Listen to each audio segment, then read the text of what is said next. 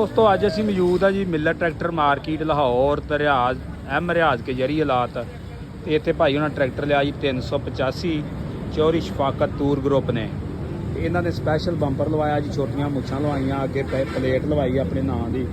बाकी ट्रैक्टर की क्वालिटी माशाअल्लाह अगे वाहवा बेहतर आ, रंग रूप भी ऐ चमकदा वा ते पर गाहक मार्केट के कोई आ सर्विस टायरां दे अंदर मिलिया जी।